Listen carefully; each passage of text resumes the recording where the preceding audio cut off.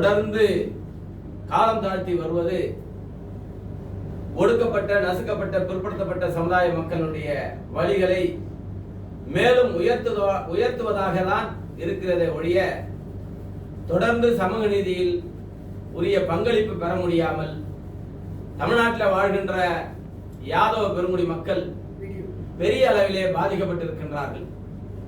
நாங்கள் பல்வேறு கோரிக்கை மனுக்களை முதல்வருக்கும் ஆட்சியாளர்கள் அரசுக்கும் கொடுத்தும் பல போராட்டங்கள் நடத்தியும் கண்டுகொள்ளாமல் நகர்த்தி செல்வது என்பது மிகப்பெரிய வேதனையை தருகிறது. இந்த சமூகத்தில் 1989 முதல் இன்று வரை தொடர்ந்து 35 ஆண்டுகளாக தமிழ்நாட்டிலே வாழ்கின்ற யாதவர்கள் கல்வி பொருளாதாரத்திலே பின்தங்கியது மட்டுமல்லாமல் வேலை வாய்ப்புக்கும் வர முடியாமல் தொடர்ந்து ஏற்கனவே அந்த வேலைகளில் வந்திருக்கக்கூடிய IAS, IPS, பொறியாளர், மருத்துவர்கள் போன்ற ஆசிரியர் பெருமக்கள் போன்ற உயர் பதவிகளில், வருவாய்த்துறையில் இருக்கின்ற உயர் பதவிகளில் ப்ரமோஷன் என்கின்ற வாய்ப்பை பெற முடியாமல் பின்னுக்கு தள்ளப்பட்டு தொடர்ந்து இந்த 35 ஆண்டுகளில் 2 தலைமுறை கல்வியை பாதிக்கப்பட்டிருக்கின்றார்கள். தொடர்ந்து ஆட்சியாளர்கள் நாங்கள் பல்வேறு கோரிக்கைகளை கொடுத்து வந்தோம். ஏனோ தெரியவில்லை, இவர்கள் அதை பற்றி கண்டுகொள்ளாமல் இதை ஏறெடுத்து பார்க்காமல் பொதுவாகவே தள்ளி வைக்கின்ற ஒரு நிலையை தான் இன்றைய அரசும் செய்து கொண்டிருக்கிறது என்பதை நினைத்து மன வேதனையோடு இந்த செய்தியை இங்கே பதிவு செய்கிறோம். எங்களுக்கும் வேற வழி தெரியவில்லை. சாது மிரண்டால் காடு கொள்ளாது என்கின்ற நிலையில தமிழகத்தில் வாழ்கின்ற ஒடுக்கப்பட்ட சமூகங்களை ஒன்றிணைத்து, பாதிக்கப்பட்ட சமூகங்களை ஒன்றிணைத்து கோகுல மக்கள் கட்சி தலைமை தாங்கி கோகுல மக்கள் கட்சியின் தலைமையிலே மிகப்பெரிய போராட்டங்களை அறிவிப்பது என்று முடிவெடுத்திருக்கின்றோம். அந்த வகையில் மிக விரைவில் தேதி அறிவிக்கப்பட்டு சாதிவாரி கணக்கெடுப்பு நடத்த சொல்லி மத்திய மாநில அரசுகளை நாங்கள் நிர்பந்தம் கொடுக்கின்ற வகையிலே நாங்கள் போராட்ட களங்களை அமைக்க இருக்கிறோம் என்பதை உங்கள் வாயிலாக அரசுக்கு தெரிவித்துக் கொள்கின்றேன்.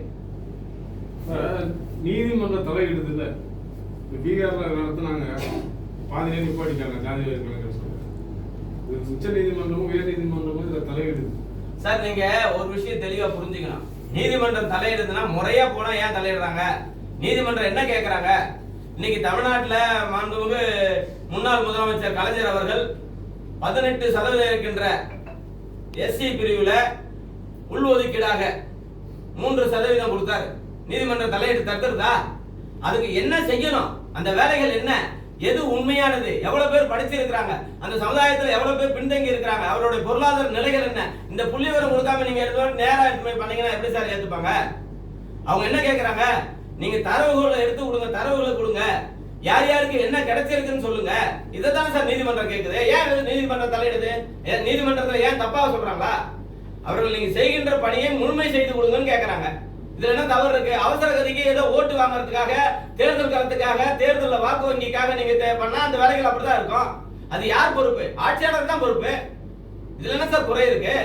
இப்ப தமிழ்நாட்டில் எப்படி சார் 3 அருந்ததியர் மக்கள் 3% அந்த அவங்களும் தனியா அந்த 3% எடுத்துக்கலாம், இந்த 15% வந்துக்கலாம். அப்ப எப்படி சார் அது செல்லுபடியாச்சு? தமிழக அரசு சொல்றீங்க, அரசாங்கம் தானே சொல்லுது, திமுக ஆட்சி அதானே சொல்லுது சார். அதுதான் இது என்னன்னா, எங்களுக்கு வலி பசி, எங்களை பாராமுகமா போறீங்கன்ற வேதனையில இருக்கோம். எங்களுடைய நிலை என்னன்னு தெளிவா எடுத்து சொல்லுங்க சார். ஐயா, மாநில அரசே செய்யலாமே இது சென்சஸா கூட இருக்கட்டுமே. நீங்க எடுத்துட்டு இந்த மாதிரி இவ்வளவு பேர் படிச்சிருக்கீங்க, இவ்வளவு பேர் வேலையில இருக்கிறீங்க சார். நான் கேட்கறேன் சார், இந்த 35 வருஷத்துல IPS, IAS படிச்சவங்க எத்தனை பேர் சார் தமிழ்நாட்டில் யாதவ மக்கள்ல? நான் சாதியா பேசல சார், சாதி வெறி கிடையாது சார், பாதிக்கப்பட்டவங்களுக்காக பேசுறேன் சார். இது எந்த வகையில் சார் நியாயமானது? அப்போ ஒரு 108 சாதிகளை மாத்திரம்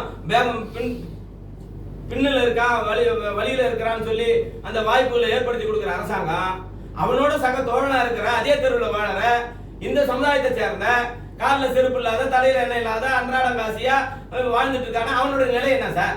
ஏன் சார் இதை மட்டும் பார்க்கல? அப்போ கேட்பாரு, யாரு கேட்கிறாங்களோ, யாரு அராஜகம் பண்ணி போராட்டங்கள் நடத்துறாங்களோ, சாலைக்கு வர்றாங்களோ, சட்டத்தை மீறுறாங்களோ அவர்களுக்கு செய்யணும்னு நினைக்கிற அரசு. அப்ப இதெல்லாம் நாங்க செய்ய மாட்டோம்னு நினைக்கிறீங்களா? இதுதான் எங்க கேள்வி.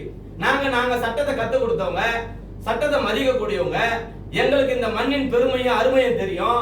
பொது சொத்தை ஒழிக்க கூடாது, நம்ம சொத்துன்னு நினைக்கிறோம். எங்களுக்கு அந்த மாதிரி தப்பா போகணும்ன்ற நோக்கம் இல்லை. அதனால நாங்க அமைதி வழியில கேட்கிறோம். ஏன் நீங்க அரசாங்கத்தை கண்டுக்காம இருக்கிறீங்க? இது எந்த வகையில் நியாயமானது? இது முதலமைச்சருக்கு நன்றாக தெரியுமே. ஏன் இதை செய்து கொடுக்க கூடாது? இல்ல இதுக்கு உள்ஒதுக்கீடு அது வரைக்கும் கொடுங்க. இந்த சமுதாயத்துக்கு ஒரு உள்ஒதுக்கீடு கொடுங்க. 26% தான் இன்னைக்கு இருக்குது. 69%ல இன்னைக்கு 18+1 SC/ST பிரிவு போயிருக்கு. மீதம் இருக்கிற 50%. இந்த 50%த்துல 1989ல நீங்க ஒரு குறிப்பிட்ட 108 சாதிகளை இந்த பிற்படுத்தப்பட்ட மக்கள் இருந்து பிரிச்சு அதை 20% கொடுத்துட்டீங்க.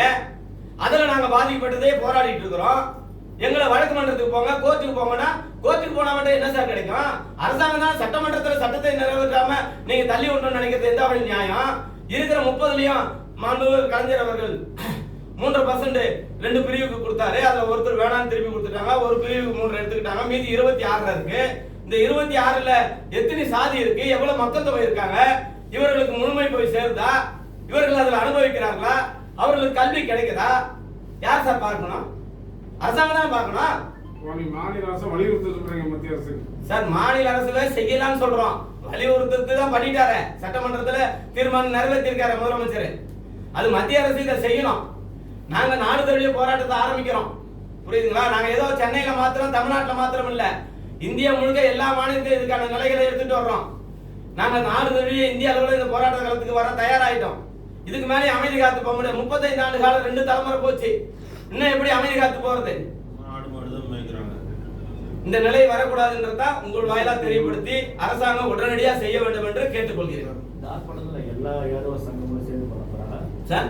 எல்லா அமைப்பையும் யாதவ அமைப்பு சார், அமைப்பு நீங்க கூட தனியா பண்ண போறீங்களா? இல்ல சார், யாதவர்கள் அத்தனை பேரும் எங்களோட தான். நிறைய அமைப்புகள் உங்களுக்கு இருக்கு. அமைப்பு இருந்தா என்ன? ஒரு வட்டாரத்துக்கு ஒரு அமைப்பு இருக்கு. கூட்டா சேர்ந்து பண்ண போறீங்களா? எல்லா